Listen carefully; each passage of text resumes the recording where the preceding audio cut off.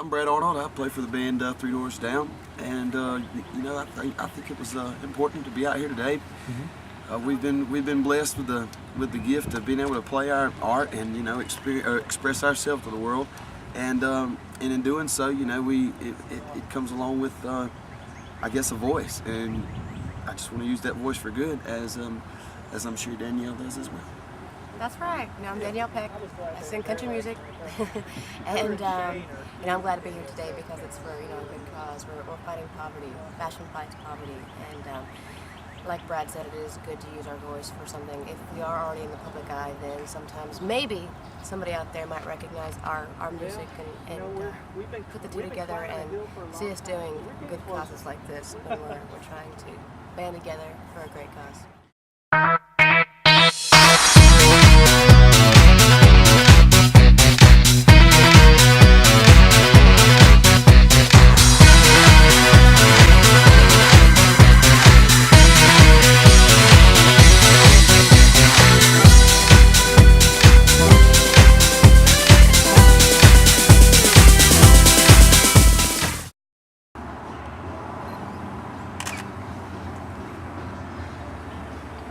Brad, a little bit more over this over here a little bit if you can. Yeah, he's got two. I'm sorry. You know, I don't. It's hard to describe, I guess, fashion for me because I don't have a whole lot. But you know, fashion is just another form of expression. You know, music puts color in the world, and so does fashion, and it's a great thing. Oh, hold on, they're doing it. How about you, Danielle? You know, fashion is something that I've been learning as I go. You know, I wasn't very aware of all the big designers and who was who. I couldn't tell people apart with their designs, things like that. But there's definitely, you know, a lot of responsibility in, you know, being in front of people and them seeing what you're wearing. And sometimes it, you know, gives people an opinion and helps them go out and, you know, make up their own mind about their own fashion. I'm down with whatever feels good, whatever looks good at the moment.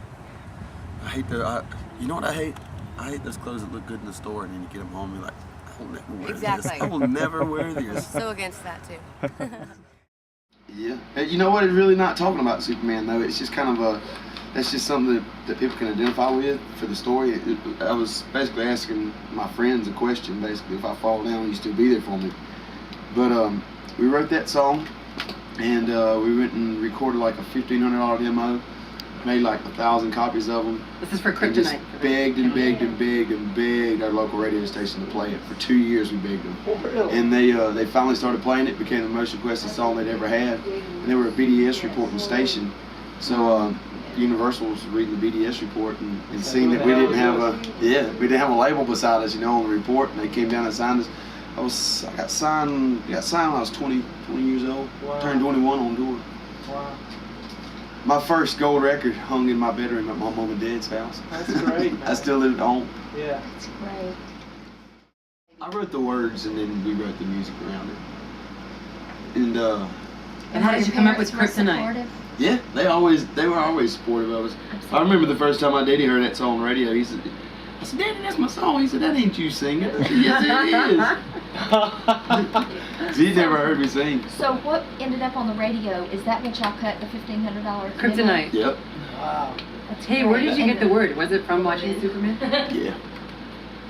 Yeah. Why? Because it was, what was the Kryptonite? Was it what? That was his. Was it the Kryptonite was green? Superman's Jeez, weakness. it made him That was weak. his arch rival. So what? That was the one thing that made him weak. Nemesis. So what made you write about it? Because everybody's got a weakness. It's really not talking about Superman though, you know what I mean? It's just, that's a kind of an iconic thing that everybody can identify with, Superman being susceptible to weakness because of kryptonite. What are the lyrics? It just basically says, you know, if I go crazy, you still call me Superman. And, but it also says, if I'm alive and well, will you be there holding my hand?